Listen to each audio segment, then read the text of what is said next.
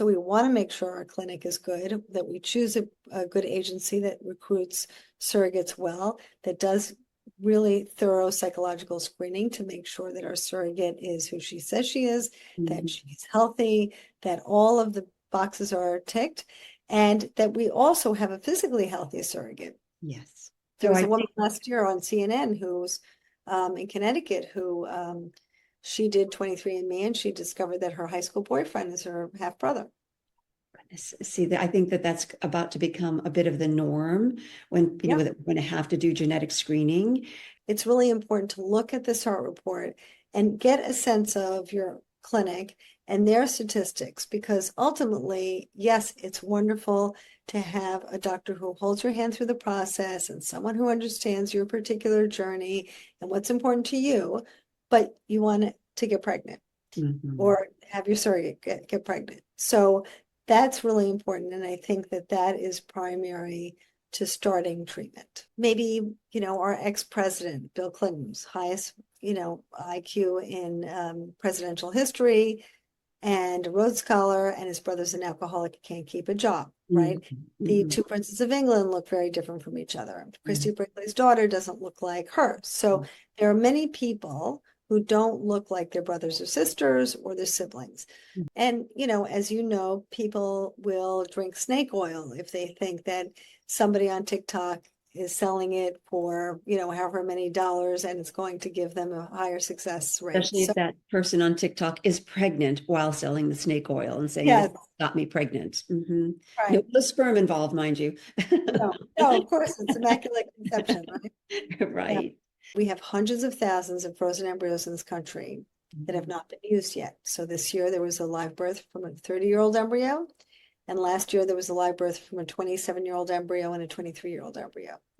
So your children can have genetically linked siblings that are decades younger than them. So we don't really have control over that. So if you do have some openness, you do have some benefit.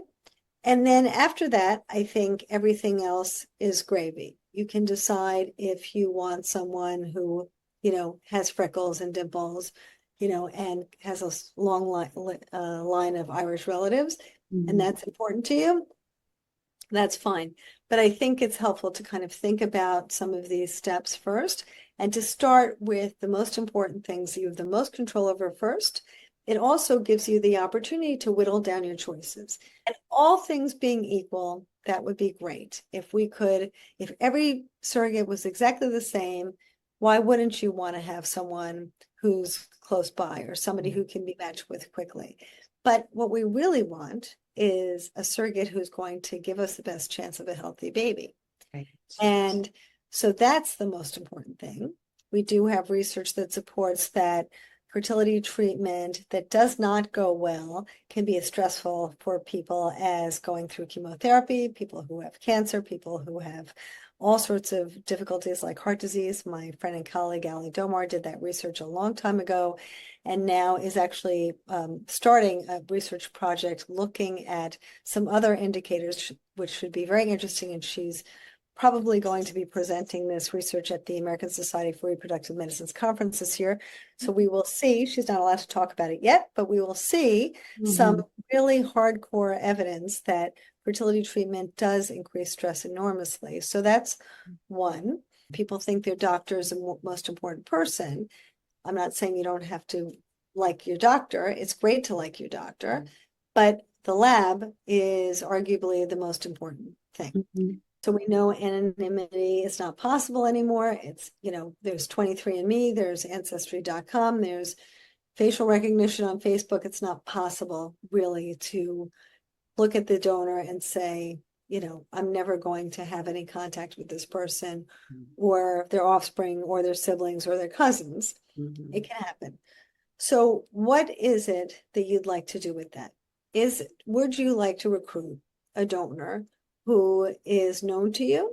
And now there's all sorts of options for that. Hey there, thanks for joining the conversation at Health University, where we're committed to making ourselves just a little bit smarter about our whole health and our reproductive health. Make sure to hit the subscribe button as well as the bell so you don't miss a future episode.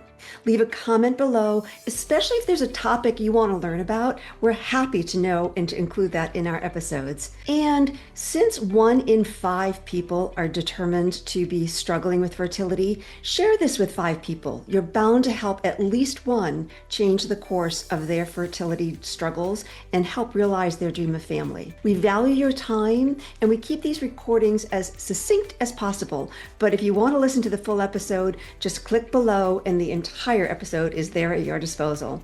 Once again, thanks for joining us at Health University.